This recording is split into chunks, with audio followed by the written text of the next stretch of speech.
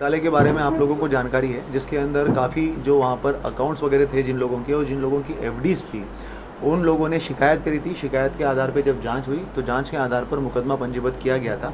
दिसंबर 2022 में नागरिक सहकारी बैंक में लगभग 8 करोड़ 75 लाख के आसपास, मोटा मोटा 9 करोड़ के आसपास का जो गबन हुआ था, उसके इसमें 420 का मामला कायम किया है, जिसके अंदर 16 आरोपी जो है वो नामजद बनाए गए हैं।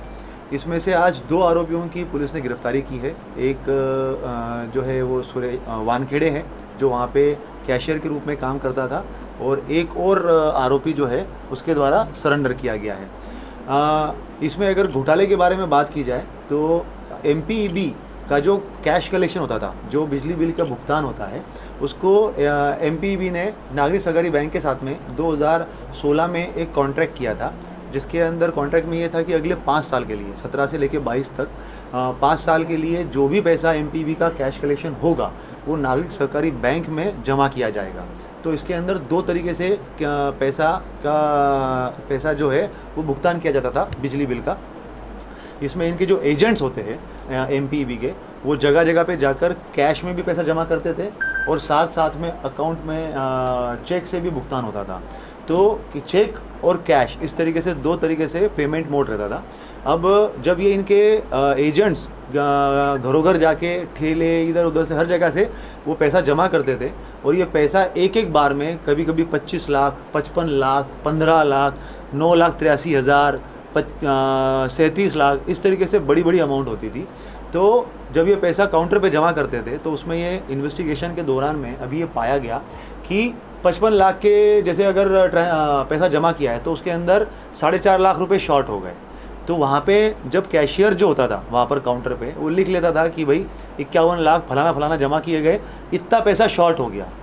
और वो शॉर्ट पैसा सरप्राइजिंगली काफ़ी बार ऐसा देखा गया कि जैसे 25 तारीख को अगर पैसा जमा किया है तो 26 तारीख को वो शॉर्ट पैसा वापस जमा हो जाता था, और इस तरीके से पूरा के पूरा पैसा जो है वो 55 लाख की अदायगी हो जाती थी।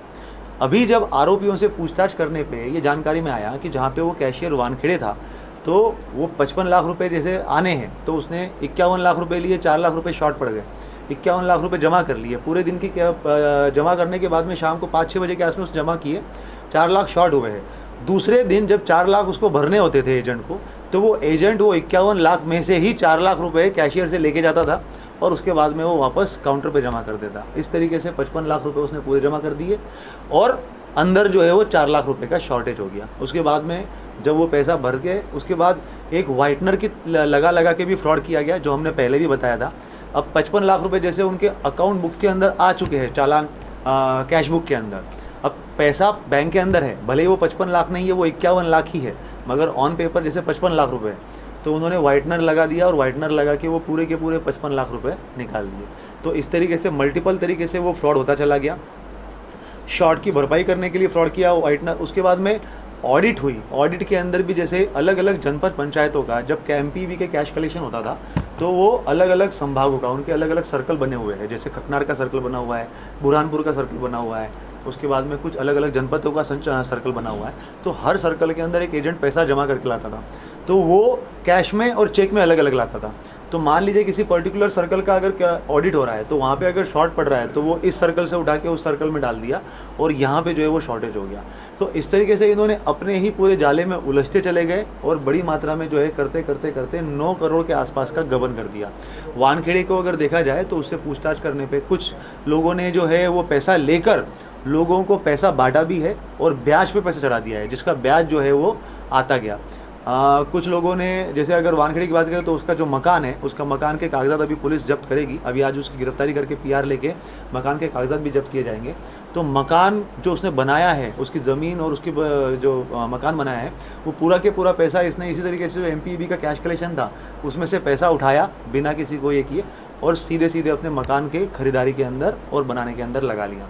इन सभी के अंदर अगर प्राइमरी रूप से देखा जाए तो ये 16 आरोपियों के बीच में मेन जो शैलेश मांडले, जो का मैनेजर के रूप में वहाँ पे पदस्थ था, प्रबंधक के रूप में वो विलियम जिसकी डेथ हो गई है, और कैशियर के रूप में ये सुरेश वानखेड़े, और भी 1-2 लोग। इस तरीके से मेन जो बड़ा घोटाला है वो इनके द्वारा किया गया है। बाकी लोगों के जो एजेंट्स वगैरह थे, जिन लोगों ने पैसा शॉर्ट करके और पैसों का गबन करके चले गए, तो ऐसे कुल मिला के ये 16 आरोपी बनाए हैं, जिसमें लगभग 9 करोड़ के आसपास का घोटाला हुआ है।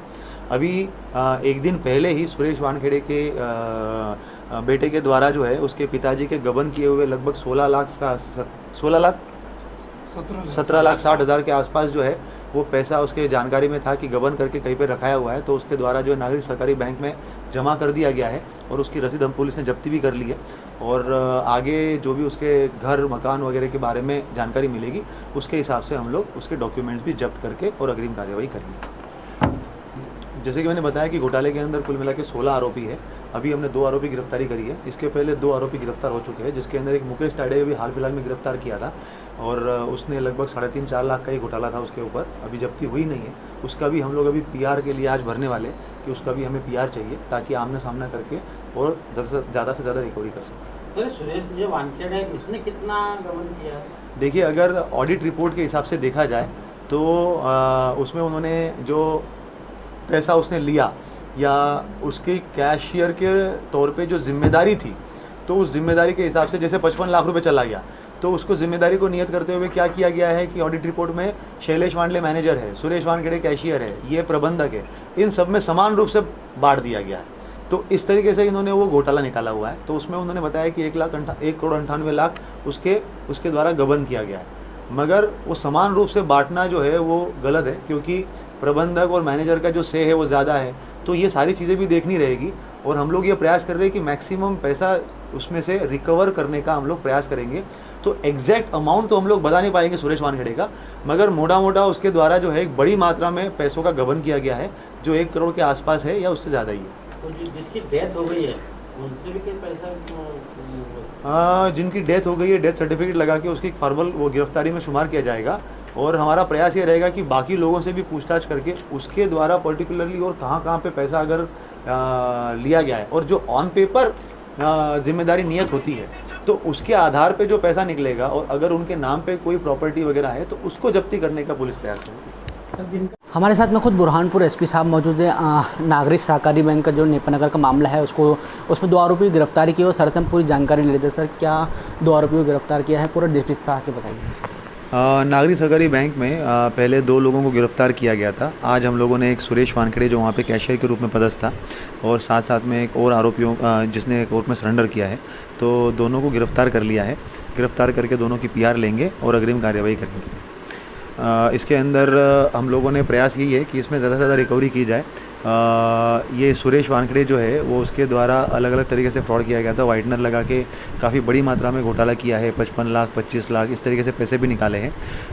मकान जो है, इसके मकान के रजिस्ट्री के संबंध में और बाकी अगर अन्य कोई प्रॉपर्टी इसने खरीदी है तो उसके संबंध में पूछताछ उससे की जाएगी और जो भी उसकी प्रॉपर्टी वगैरह मिलेगी उसके दस्तावेज़ जब्ती करके और प्रयास ये रहेगा कि ज़्यादा से ज़्यादा जब्ती हो अभी और इंश्योर किया जाए कि जो गरीब लोगों का पैसा है वो उनको वापस करवाया जाए। लगभग कितने करोड़ का ये घोटाला है सर? पूरा लगभग 9 करोड़ के आसपास का ये घोटाला है और एक एक करके हम लोग इसकी गिरफ्तारियाँ इंश्योर करवा रहे हैं। अभी कितनी जो है रिकवरी हो गई है? अगर अभी देखेंगे तो कल ही जो 17,60,000 के आसपास की जो रिकवरी हुई है, जो नागरिक सहकारी बैंक में जमा भी हुआ है उसका पैसा इनके परिवारजनों के द्वारा, तो वो एक अगर उसको भी अगर कंसिडर कर लिया जाए, उसकी स्लिप हमने जब्त कर ली है, तो लगभग 20-1 लाख के आसपास की अभी तक रिकवरी हो चुकी है और आगे भी पीआर लेने के बाद में जो तथ्य सामने आएंगे तो उसमें भी हम लोग ज़्यादा से ज़्यादा रिकवरी करने का प्रयास करेंगे।